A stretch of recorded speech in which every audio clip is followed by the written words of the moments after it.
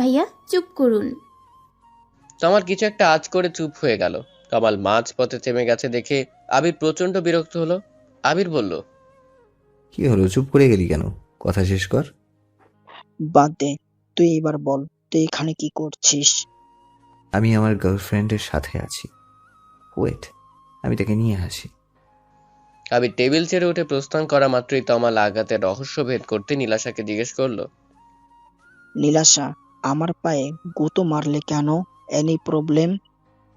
তমালের প্রশ্নের উত্তরটা তিন্নি দিতে শুরু করলো। আরে এই আবিরই হলো নীলাশার কাজিন।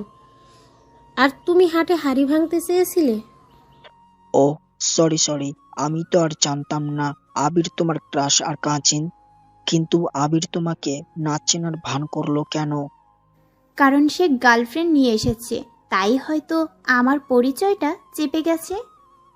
আবির গল্পকে নিয়ে এসে ওদের সাথে যোগ দিল। এরপর সবার সাথে পরিচয় পর্ব সেরে নিল। গল্প এমন একটা ভাব করলো যেন নীলাশাকে সে চিনেই না। সবার কথা মাঝে হঠাৎ নীলাশা ফোন জানান দিল কল এসেছে।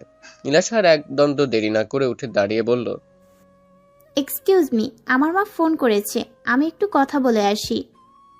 নীলাশা একটু সরে গিয়ে ফোন পিক করে কথা বলছে। আর এদিকে তারা গল্পে কথায় আড্ডায় জমিয়ে ফেলেছে। কিছু সময় পর নীলাশা ফিরে এসে বলল, সরি গাইস, আপনারা এনজয় করুন, আমাকে এক্ষুনি বাসায় ফিরতে হবে।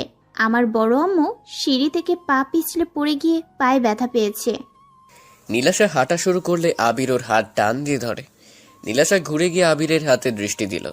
কিঞ্চিত পরিমাণ রাগ হচ্ছে আবিরের উপর, এভাবে না বলে কই হাত ধরাতে।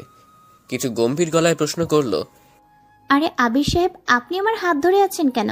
ছাড়ুন আমাকে, আমাকে যেতে হবে। তাছাড়া আপনার গার্লফ্রেন্ডের সামনে অন্য একটা মেয়ের হাত ধরে আছেন, সে তো কষ্ট পাবে। নীলাশার কোনো কথাই আবিরের এই মুহূর্তে কর্ণগোচর হলো না। সে নীলাশার থেকে জানতে চাইল। মায়ের কি হয়েছে? নীলাশা কপট রাগ দেখিয়ে বলল, আপনার মায়ের কি হয়েছে সেটা আমি কি করে জানবো? আমি কিংবা আপনি দুজন দুজনকে জানি আগে থেকে? এবার আবিরের রাগের পরিমাণ দ্বিগুণ হতে লাগলো। আবির চোয়াল শক্ত করে চেয়ার ছেড়ে উঠে দাঁড়িয়ে নীলাশাকে এক টান দিয়ে খুব কাছে এনে বলল, তো ঠিক কি হয়েছে বলতো? গতকাল থেকে দেখছি তুই আবার সাথে ভালো করে কথা বলিস না, আবার সামনেও পড়তে চাস না। ব্যাপার কি? পৃথিবীর সব অবহেলা সহ্য করতে পারি, বাট তোর অবহেলা কেন জানি সহ্য করতে পারি না একদম। আবার খুব কষ্ট হয়। আপনার ফোনটা চেক করুন, তাহলেই আপনার মায়ের খবর জানতে পারবেন। আমাকে ছেড়ে দিন, আমার যেতে হবে। ওয়েট কর, আমিও যাব। গল্প, তুমি একা একা চলে যেও, আমি নীলাশাকে নিয়ে বাড়ি যাই।